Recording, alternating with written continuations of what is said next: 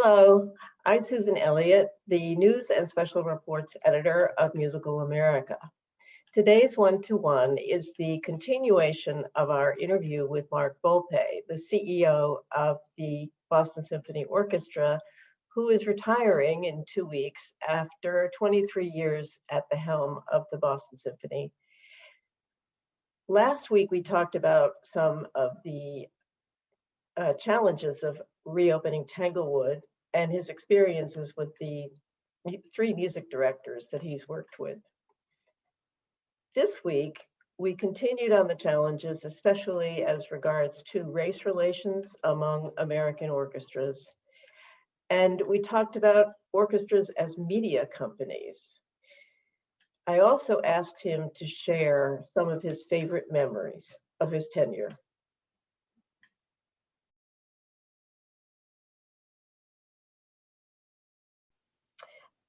What about challenges, apart from the one that we discussed with James Levine? I think, coming out of this pandemic and the other incredibly, important development, which the race has been a pervasive issue for America for centuries. Social justice, equity, inclusion, diversity, have to become part of the DNA of orchestras, and that's a glib way of saying it has to impact how we hire, how we certainly program, how we connect to our respective communities, recognizing they're all distinct. I think another challenge will be we quickly pivoted right when it became apparent that the pandemic was going to be not a couple months, but a year and a half, wherever we are now. We morphed into a media company. Now, the Boston Symphony had advantages. You referenced resources. We had built a video studio. We have a videographer on staff. We have actually 2 big studios in terms of audio capture. We have actually an engineer that's won a bunch of Grammys, as well as we.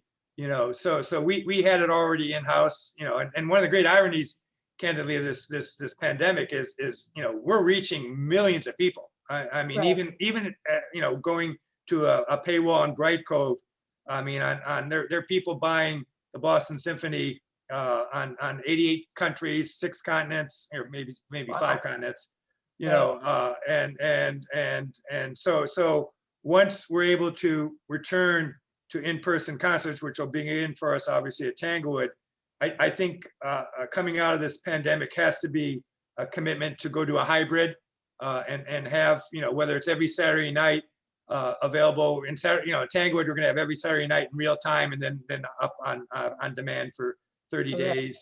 I think that has to be continued into certainly the season. I think the rights issues, I was the chair or president, whatever, of the Electronic Media Association. It's like 119 orchestras and opera companies, basically everybody but the Met Opera.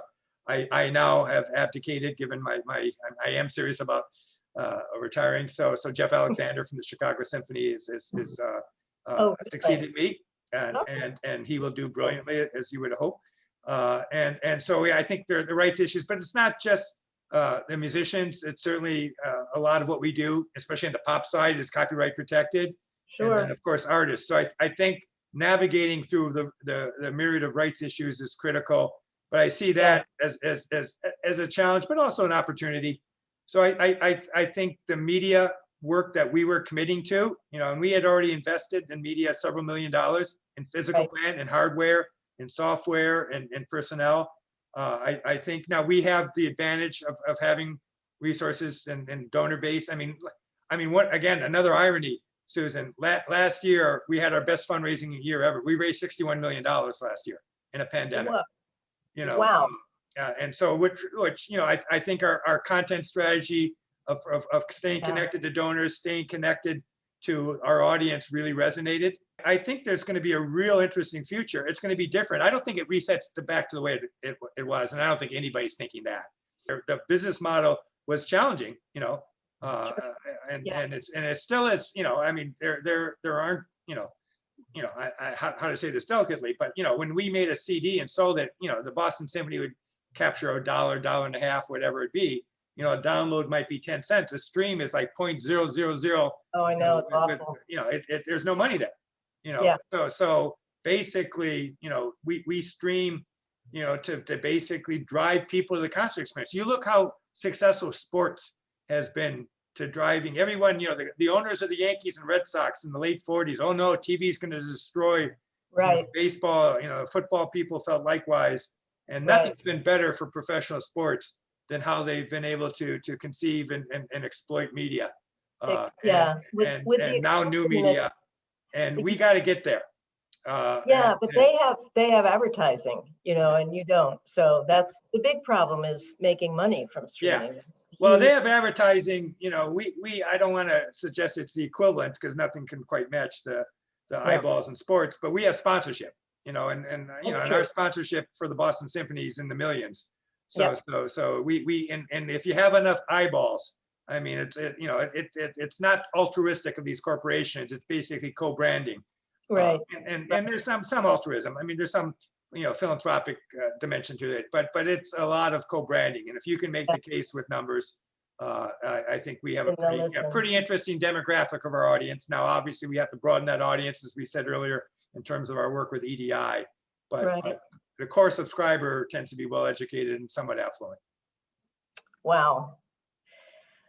Okay, well, we don't have much time. We have about 4 minutes left. So are there words of advice that you can hand on to your colleagues coming up in the world, up in the administrative end of things? I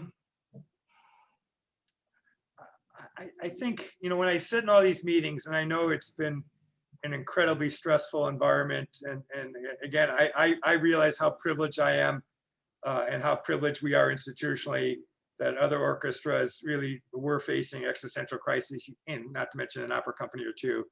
And we were never, you know, we went into the pandemic with positive cash flow of like $40 million. So that is unique to the Boston Symphony and the American orchestra scene. That being said, what I'd say is enjoy what you're doing, have some fun. I mean, I sit in these meetings, and I'm frankly not particularly, it's so consuming here. I haven't had as much time, but you know, it goes by fast. You know, I mean, I'm sitting there thinking, I'll tell you a quick story. My kids, you know, remember, you know, we're going to make our one last trip as a family to our house in Tanglewood. You know, when they were 4 and 5, I would train them. You know, you're going to meet a lot of, you know, especially at Tanglewood, you're going to meet, you know, Mr. Ma. You put out your hand, you thank him for the performance. Mr. Perlman, you thank him for the performance. You know, Mr. Zuckerman, Mr. You know, whatever, Mr. Ozawa, Seiji, they knew, because Seiji used to come over. We used to have play dates with Seiji and my kids. But that aside, my daughter, you know, in a I think having our 23rd Happy Meal at McDonald's at a restaurant right off the turnpike near Tanglewood, you know, goes, you know, there's a bunch of nuns in the booth, like 3 over. She walks over, puts her hand out, and thanks them for the performance and The Sound of Music. I kid you not. So I tell this story to my colleagues, because I say, you want to have fun, you want to involve your kids in this. I grew up backstage. My dad played in the Minneapolis Symphony. Right. Was hired by Dorati. You know, Ormandy was part of my childhood, because he would always, he was a former, he'd already gone to Philadelphia, but he came back to Minneapolis and very loyal as a former music director. And you know, my kids basically, they adore Tanglewood, because that was, you know, and that's where, frankly, I could get home for dinner, I could get home for lunch, you know, as a family. Same thing applied to Seiji. You know, Andres is bringing family over this summer, you know. So and you know, again, Tanglewood's unique to the Boston Symphony, but I'm trying to get, you know, the few colleagues I've talked to very privately, you know, I understand the stress. I understand, you know, there's enormous pressure, but you got to enjoy it, you know, right. and you got to love music, and you can't get upset with musicians, you know, and you know, and you know, that's why we're here, folks, you know. Right. So thank you. It's been wonderful talking to you. I wish you the very best. I'm sure you're going to enjoy your retirement. no doubt of that, but I'm sure you're going to miss an awful lot of things too. So, I'm going to miss some things and not miss other things. So I won't get too specific, but you know, there's a lot. I'm going to be doing a bunch of universities, and there's some work in Europe and Asia, and so you know, I don't want to work too much. I kind of want to smell the roses. And I was just talking to Tom Morris, who used to run Boston and Cleveland, and right. he asked, "What are you doing?" And I listed all the things that have been, all the approaches made to me, and he wrote right back. And Tom probably won't mind me saying this. You know, you got to smell the roses. Don't jump at it. You know, Right. big universities, you know, faculty. You know, that's always out there. I can do it later if I want. So that's Right. sort of, you know, I like the idea, Susan, of traveling where I'm not responsible for 150 people. That's great. So thank you and goodbye. I think we're just about out of time, but we'll miss you. The field will miss you. Well, you're too kind, and I'll stay connected somehow. Good. Okay. Thank you. Bye-bye, Susan. Bye.